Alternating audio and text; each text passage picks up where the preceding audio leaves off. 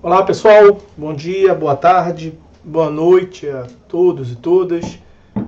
No vídeo de hoje nós vamos tratar de um julgado bastante interessante e recente do STJ a respeito da responsabilidade objetiva da empresa que administra o estacionamento de um shopping center e do próprio shopping center em caso de roubo a um veículo que nesse caso nem estava ainda dentro do shopping, do estacionamento do shopping, mas estava na via pública para acessar o estacionamento. E deixa eu primeiro mostrar aqui a descrição do julgado. Como de costume, terá mais informações na descrição do vídeo, mas trata-se do recurso especial 2.031.816 do Rio de Janeiro, ministra Nancy Andrighi. Então, RESP 2031816 do Rio de Janeiro. Qual era a hipótese fática? Um veículo estava na via pública, na rua, portanto, para ingressar no estacionamento do shopping.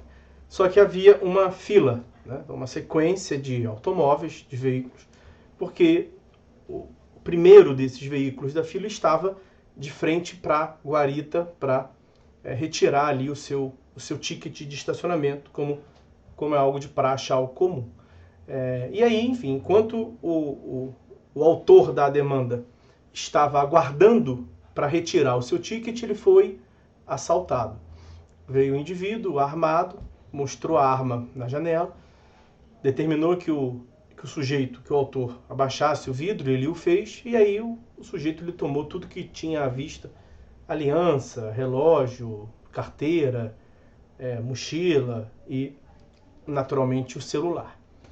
Muito bem. O que a vítima, o autor da demanda, fez?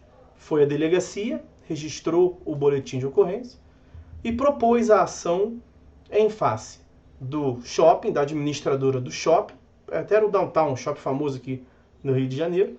Então, a administradora do shopping Downtown e a empresa responsável pelo estacionamento, que naturalmente ofere seus lucros pela guarda do veículo. O grande detalhe aqui, o cerne da questão, nós vamos ver que o STJ tem jurisprudência consolidada a respeito da responsabilidade dos estacionamentos, lato sensu, quando o roubo, o furto se dá dentro do estacionamento.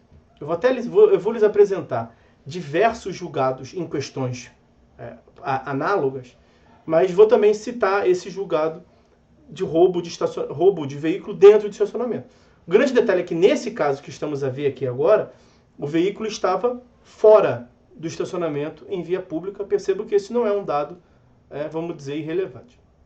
Pois bem, o sujeito propôs a demanda, portanto, teve lá a sentença e acórdão determinando a condenação do shopping a ressarcir os danos do autor, e o shopping interpôs recurso especial para desaguar no STJ, alegando que não havia a responsabilidade. Então vamos aprofundar aqui do ponto de vista jurídico. Não há dúvida de que a relação estabelecida entre o autor da demanda e as réis, né, a administradora do shopping e do estacionamento, é uma relação consumerista, vai aplicar a lei 8078 de 90, o Código de Defesa do Consumidor, especificamente para o que nos importa, o artigo 12, que trata da responsabilidade objetiva para o que se chama fato do produto ou do serviço, nesse caso, fato do serviço, um dano provocado por um fato decorrente do serviço prestado.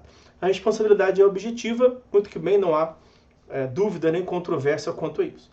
No entanto, em que pese a responsabilidade ser objetiva, o que a responsabilidade objetiva faz é dispensar o autor, né, a vítima do dano, de provar a culpa ou dolo do suposto causador do dano.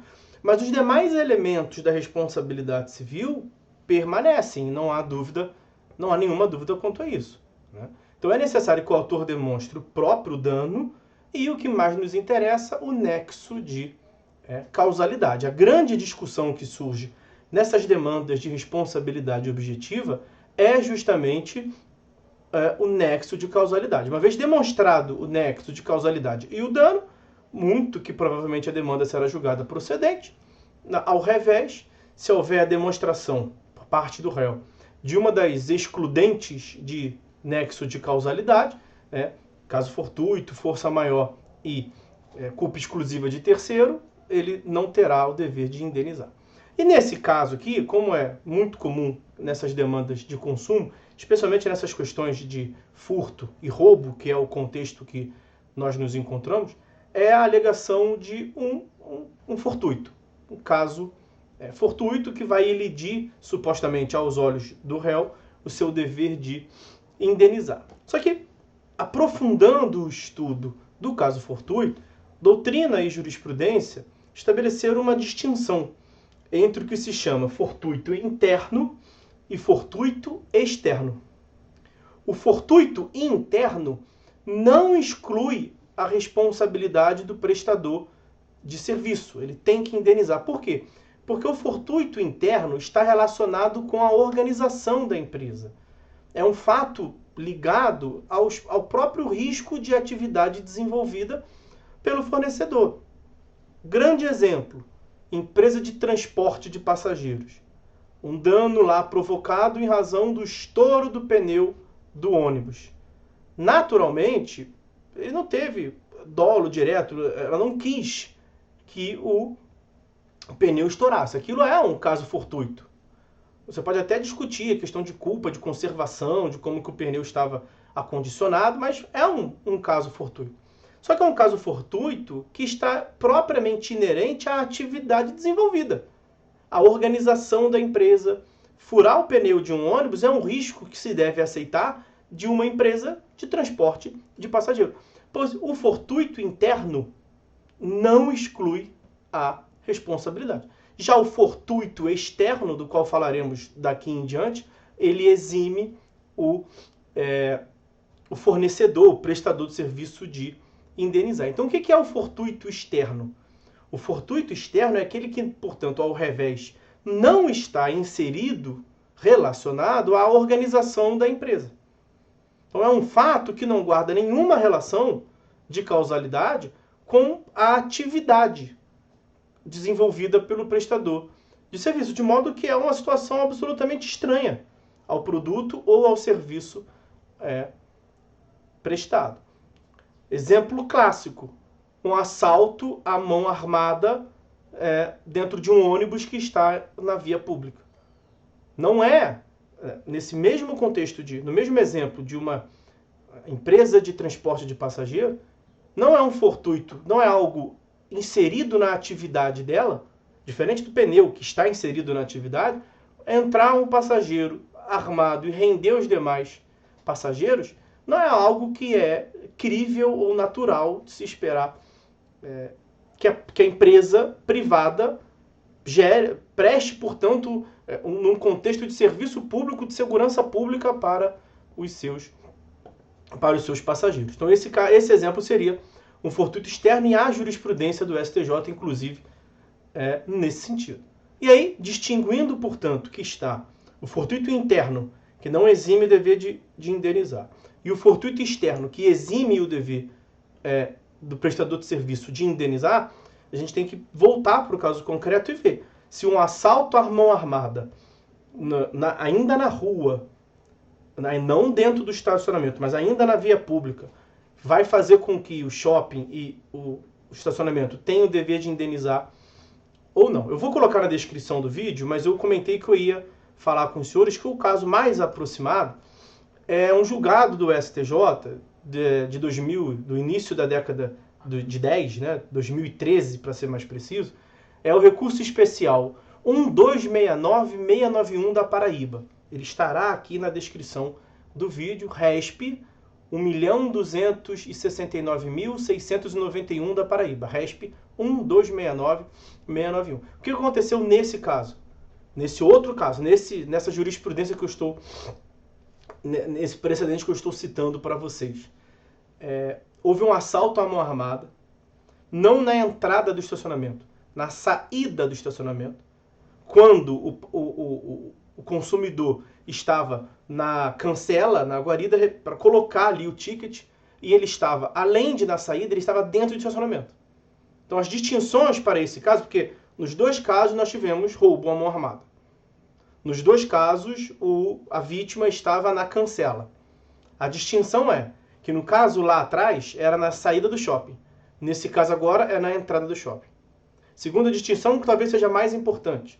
No outro caso, o carro estava dentro do estacionamento. Nesse caso que estamos vendo aqui agora, o carro da vítima estava fora do estacionamento, na rua. E qual foi, portanto, a conclusão do STJ? Que ainda assim, o shopping e a empresa que administra o estacionamento tem o dever de indenizar. Por que tem o dever de indenizar? Porque há um obstáculo. Na real, a fila, né, o fato do carro estar ainda na rua, antes de ingressar no estacionamento, se dá por uma atividade e por uma escolha de organização e controle do estacionamento, que é o grande fundamento de cobrança do estacionamento. Que horas que o carro entrou, que horas que ele saiu, quantas horas, portanto, ele ficou e quanto que ele vai ter que pagar.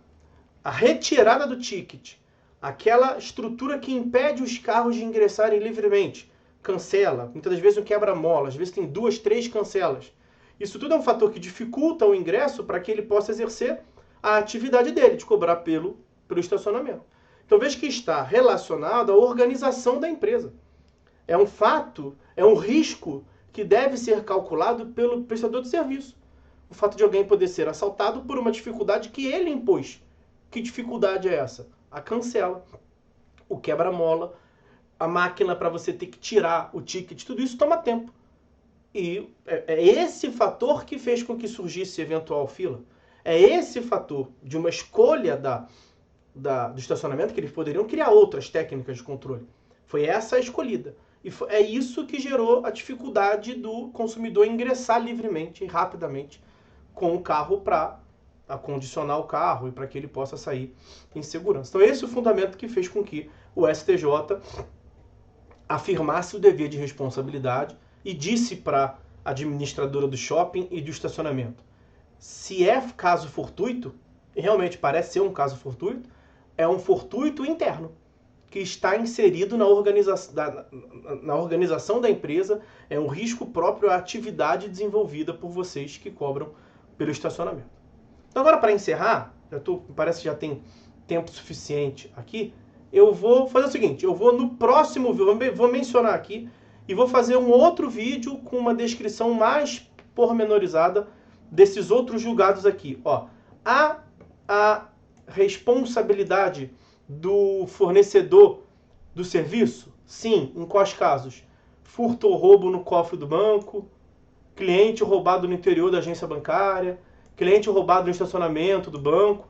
Eu vou fazer o seguinte, eu vou encerrar esse vídeo aqui e no próximo vídeo eu vou complementar, mostrando para vocês quais foram julgados e, portanto, continuar essa análise de quando que o STJ entende que há responsabilidade do prestador de serviço e quando que ele entende, ao revés, que não há responsabilidade.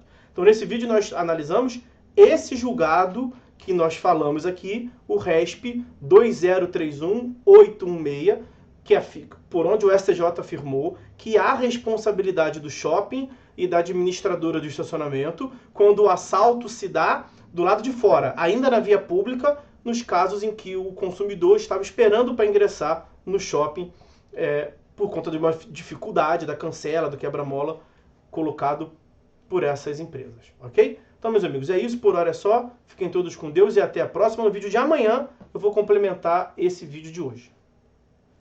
Tchau!